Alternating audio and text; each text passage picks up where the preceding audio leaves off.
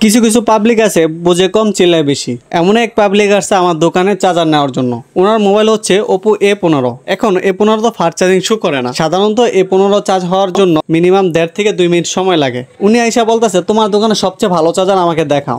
তারপর আমি 18 watt charger দিলাম। 18 ওয়াটের চার্জার দেওয়ার পর ওটা 2 মিনিট সময় লাগে 1% হওয়ার জন্য।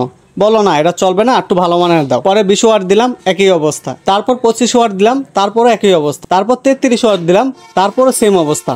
পরে আমি কাস্টমারকে বললাম দেখেন ভাই আপনি যেই চার্জারে লাগান না কেন এটা কখনো ফাস্ট চার্জিং শো করবে না এবং ফাস্ট চার্জিং হবে না। এটা নর্মালি হবে 1.5 মিনিট বা 2 মিনিট সময় নেবে 1% হওয়ার জন্য। পরে কাস্টমার বলতেছে ভাই আপনার দোকানে কোনো চার্জারই ভালো না, যদি এর থেকে ভালো মানের চার্জার থাকে, দামি চার্জার থাকে তাহলে আমাকে দেখান। পরে কাস্টমারকে বললাম দেখেন ভাই আপনি 33 ওয়াট নেন বা 65 ওয়াট নেন বা 18 ওয়াট নেন, আপনি যেটি লাগান না কেন সেম আপনার সমস্যা 1.5 মিনিট বা 2 মিনিট সময় নেবে 1% হওয়ার জন্য। পরে কাস্টমার বলতেছে আমার বাসায় যে চার্জারটা ছিল ওটা আধা ঘন্টায় ফুল চার্জ হয়ে যেত।